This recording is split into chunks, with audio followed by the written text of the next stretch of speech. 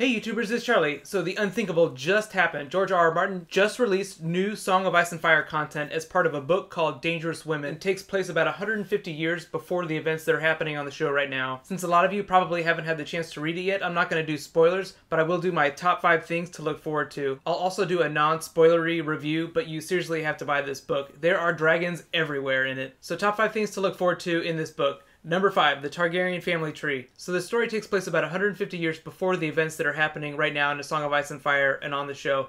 That means that the Targaryens that this story focuses on would be like Daenerys' grandmother 6 times removed, basically. Because the Targaryens were still in power at the time, there's a lot of them too. Remember, on the show, Daenerys is basically like the last of her kind almost, as far as you know. Number 4, casual use of dragons. So obviously a dragon is a big deal, even back in the time that this is taking place. But because there are so many of them, the Targaryens use them for everything from transportation to killing peasants. If you remember during season 1, Viserys actually says that they keep all the skulls from dead dragons inside the Iron Throne Room. Obviously now the Baratheons are in power, so they put all the skulls underneath in the dungeons. But they still store all those skulls. So the skulls from all the dragons that died during this event, the Dance of the Dragons, are actually stored beneath the Iron Throne right now. Number 3, allegiances are very different between the great houses.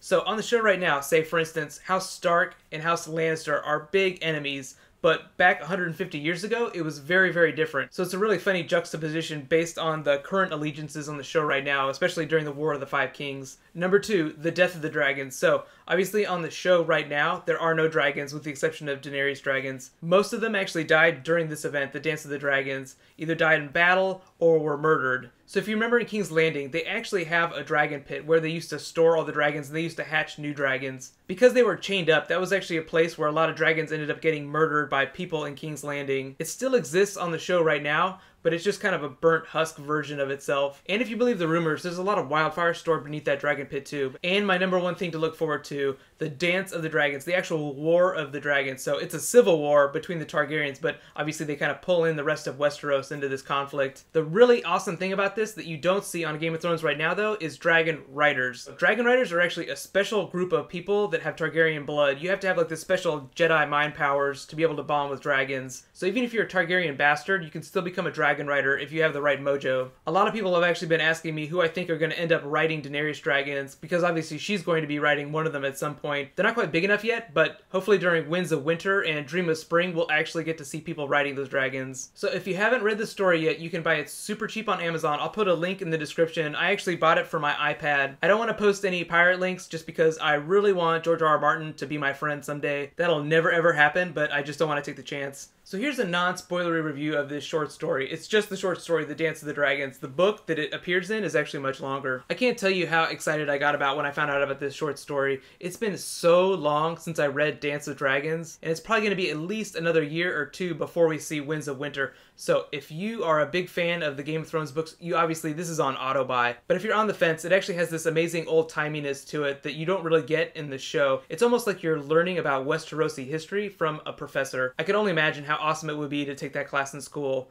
Westeros History 101. Speaking of Game of Thrones, we're actually due for a trailer pretty soon. We got one around this time last year, but they might hold it to next year. Don't worry though, until it comes, I'll still be doing my weekly character videos. Be sure to post in the comments who you want to talk about next. I've done a bunch of characters. I'll also have a link to the playlist that I've done so far. So in other news, I've had a bunch of extra videos and a bunch of extra stuff I had to take care of this week, so I'm a little bit behind, but I still have an American Horror Story that I'm working on for tomorrow morning, and a Legend of Korra video. So I'll have 2 videos on Saturday. Right now, click here to get that American Horror Story video. I'll add the annotation as soon as I post the video tomorrow. And click here to get my previous Game of Thrones video. Thanks so much for watching. High fives for reading. Now go buy the book.